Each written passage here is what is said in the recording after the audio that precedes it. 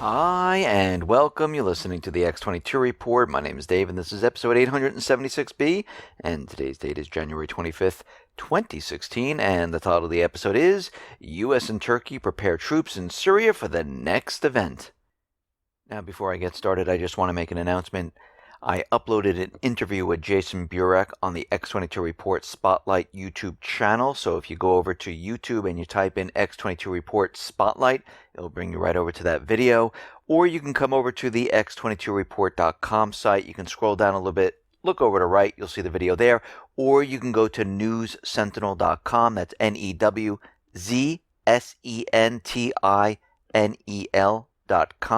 Scroll down a little bit, look over to your right hand side, and you'll see the video over there. Let's get into the economic collapse, political and geopolitical news. Now, we are starting to see each country push new laws that take rights away from the people. And they need to do this because when the system comes down and completely falls apart, they need to control the population. And after everything is said and done with the war, they want the people of these countries to have no rights. It's much easier to control people with no rights or weapons than to control people that have rights and weapons. So they have been creating instances like the Islamic State, creating terror in the country to convince people this will be okay for you, and you need to give up this right so we can keep you safe. You need to give up your weapon so we can keep you safe. We can't let you really speak out freely. We need to implement political correctness to keep you safe and to keep everyone happy. Well, we know that they're spying on every single person. We know that they're going to continue to spy on everyone, and the spying is going to increase over time. And we're starting to see this in France. We're starting to see it in Spain. We're starting to see it in the UK, in the United States, Canada, Australia, and many other countries like Poland. Poland is spying on their people. The Polish people said, you know something? This is getting out of hand. Because Polish law requires telecom companies to retain the metadata. And of course they said, oh no, the metadata doesn't have any information. Yes, it does. They retain the metadata on its users, and the government is allowed to access this information, just like the U.S. with the USA Freedom Act, which is actually the opposite of what the title means. It means that the corporations can hand over all the information on every single person. And because the president signed off on CISA, which was included in the budget bill, they're not going to hold the companies liable if something should happen to the data from every single person. So they decided that it'll be much easier for the corporations to spy on the people. A fascist nation. Poland is going through the same thing. Basically, the people are out there and they are protesting about their government spying on them all the time. And Poland right now has made about 2 million requests for user data every single year.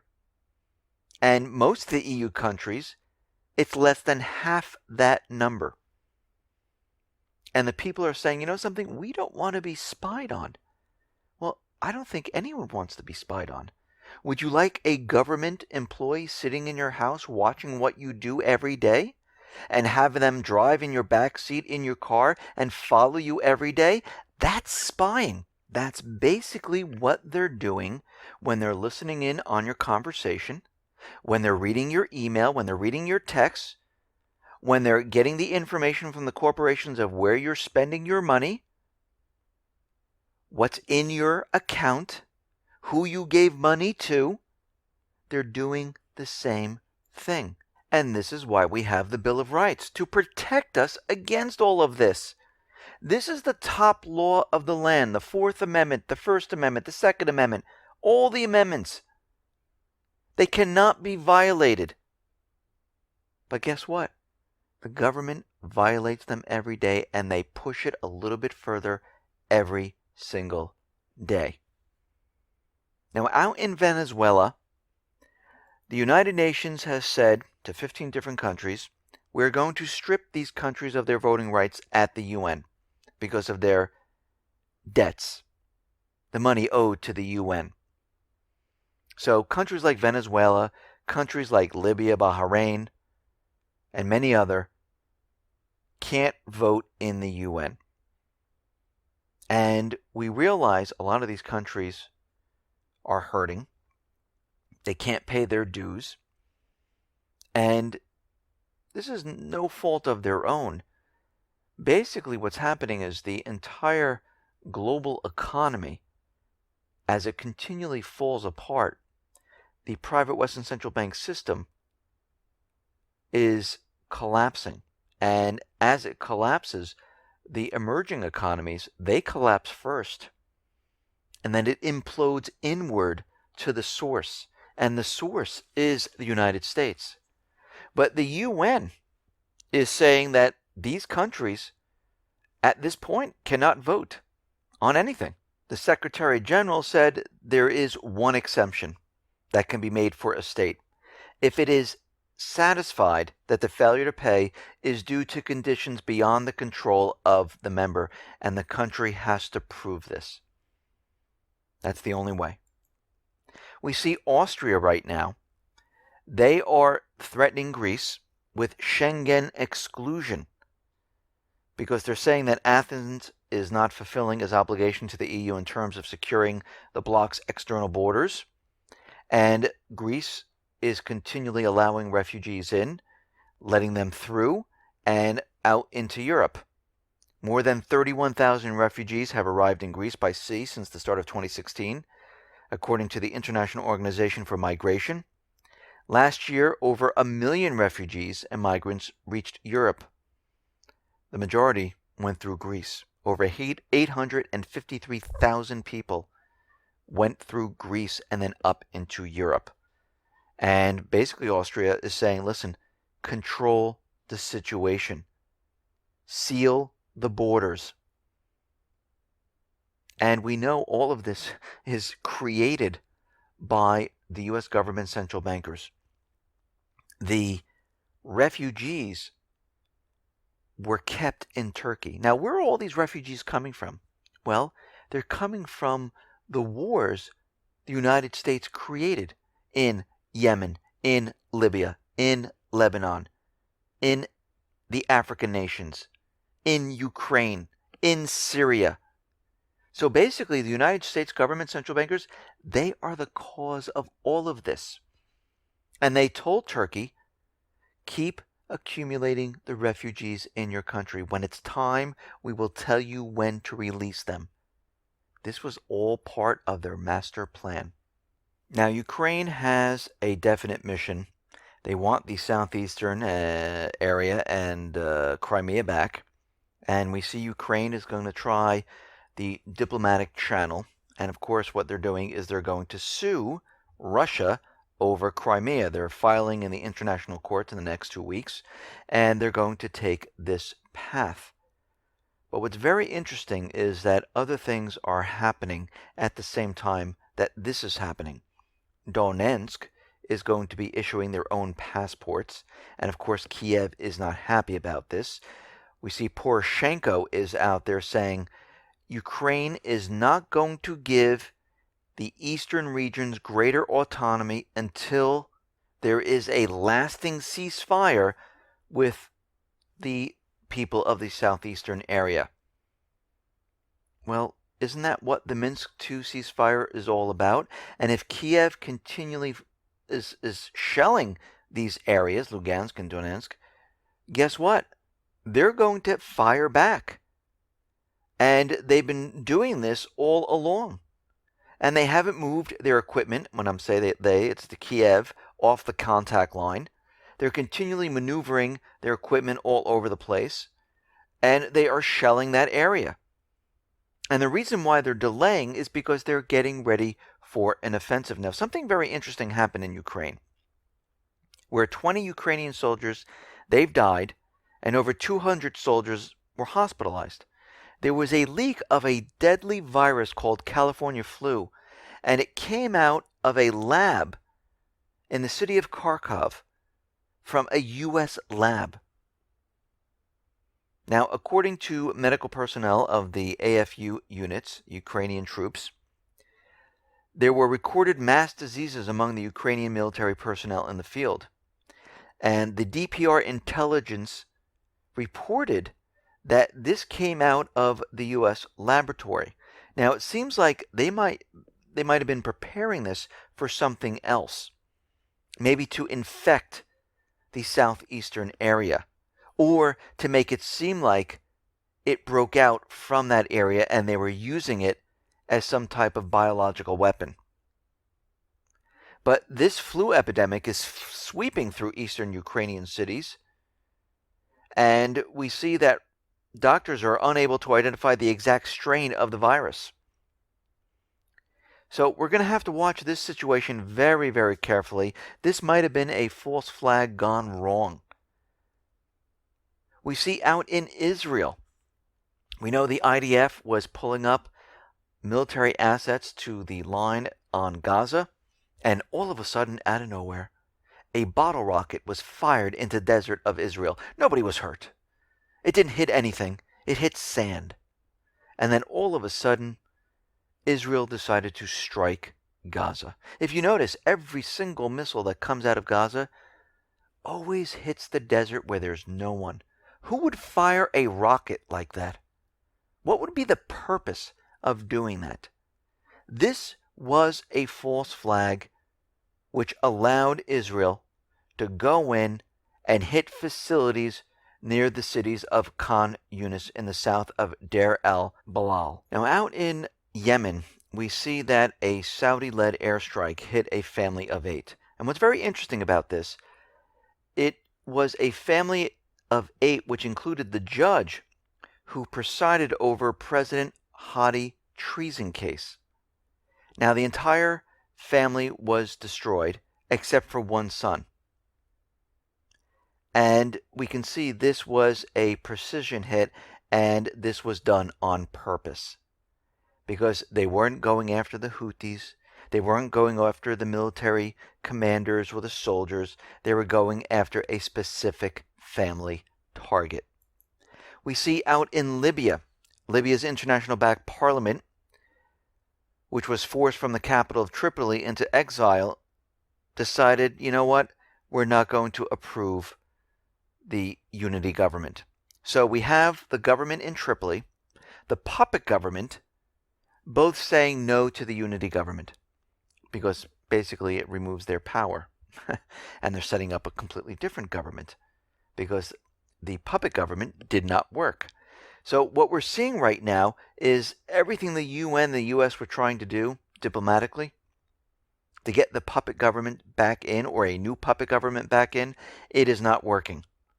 And at this point, we see that the United States government and the coalition forces, they are getting prepared and ready to go into Libya. Now, it's not like they just woke up this morning and said, okay, let's bring the troops. This has been planned and prepared for quite a while. All the military assets, the troops, they are ready to go. They're just waiting for the green light to go into Libya. We see that the peace talks in Syria, they are delayed. They will be starting on January 29th. They rescheduled them. Turkey is screaming and yelling, saying that there will be no terrorists at the talks. So if the Kurds are there, we consider them terrorists, and we're not going to show up. Well, that's ridiculous, because actually the opposition, Al-Qaeda, Islamic State, all of it, they're all terrorists, because they're employed by Turkey and the United States government central bankers. And they've been used in the country as terrorists.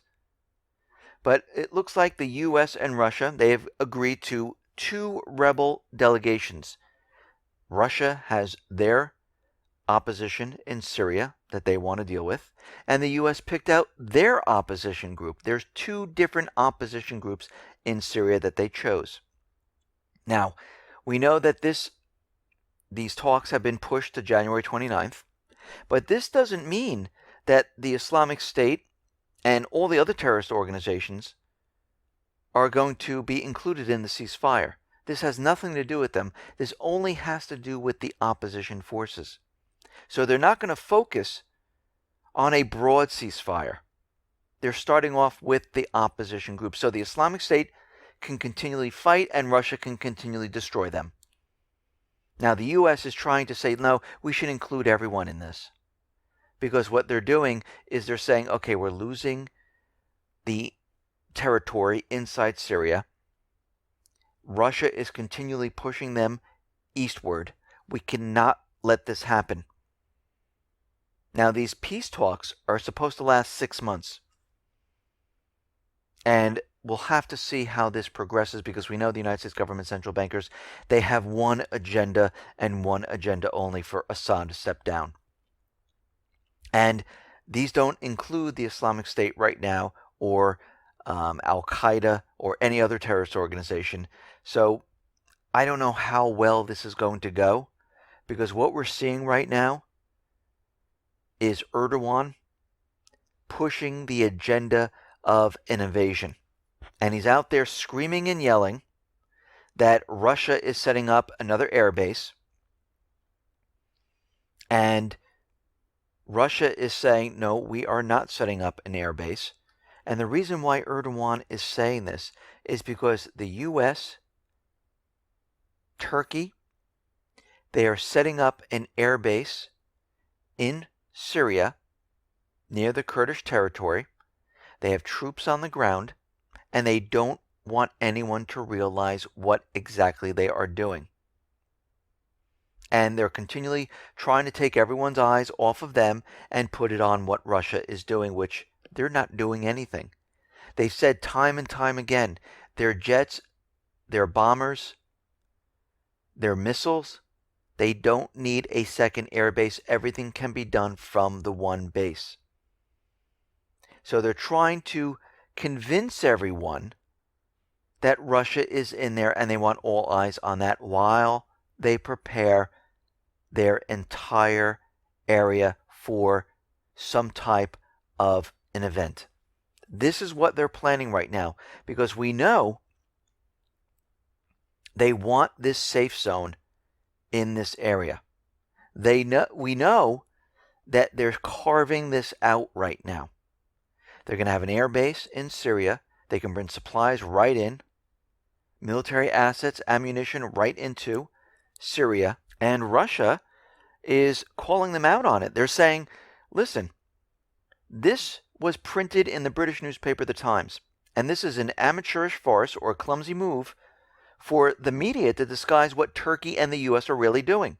They're bringing in a large number of forces into this area, into the Syrian border near Al-Kamishli. And Russia is not creating any airbase in this area. So they're trying to cover up what they're doing. And on the eve of the talks, which were supposed to be today, the U.S. was still talking about military action and threatening escalation across the region. Because what they're doing right now is they're creating this opportunity to basically create a narrow strip of land, 85 kilometers long, stretching from Hasaka in the east up to the Kurdish town of Kamishli on the Syrian-Turkish border. And we already know that the American Special Operations Troops and Air Force attack helicopters and other military assets, they have landed in Ramallah Airport. They were the first U.S. troops to operate from a ground base in Syria. And they are all stationed there. And remember, one important thing. Syria did not invite the United States into their country to help out with the Islamic State. The U.S., Turkey, and the coalition forces are there illegally. They invaded a sovereign country. They asked Russia to come in. They asked for their help. They're trading intelligence. But the U.S. forced their way in and is not dealing with Russia or the Syrian government. So here we see already things are escalating. We see in Syria, they're telling us that the Islamic State, the proxy army of the United States government central bankers, has now holding the Tabqa Dam in Syria as one of their last holdouts, and they have hostages in this area.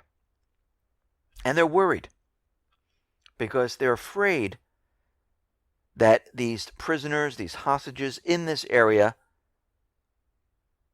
are going to be used as a shield, and they're also worried that the Islamic State might blow the dam, which would cause flooding and mass power outages in this area.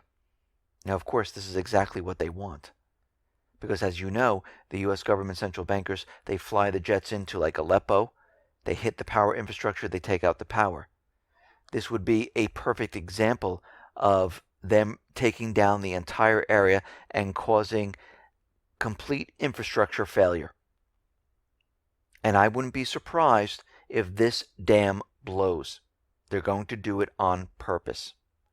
It seems that ISIS has released a video out of Studio 3, because as we know, these are all professionally made by Site Intelligence, the U.S. government, CIA, and they put out this 17-minute video featuring the Paris attackers, letting everyone know they're coming to get France, they're coming to the UK, they're coming to get everyone in Europe. And what's very interesting about all this is that there's a new movie out, London Has Fallen. Didn't we have Olympus Has Fallen? It seems like they're continually making these movies to get us used to the idea that everything's going to be attacked. And we realize when the time is right, they will push this false flag event, that they're getting the population ready. They're kind of using a brainwash technique to get everyone ready for what is coming. So you're used to the idea it was the Islamic State, it was the terrorists. It had nothing to do with our governments. We didn't do it. We have to go to war with the Islamic State. We have to go to war with Russia. We have to go to war with China, North Korea. This is what they're trying to convince everyone of. Listen, everyone, thanks a lot for listening. Be well, be safe, and especially be prepared. Thanks a lot.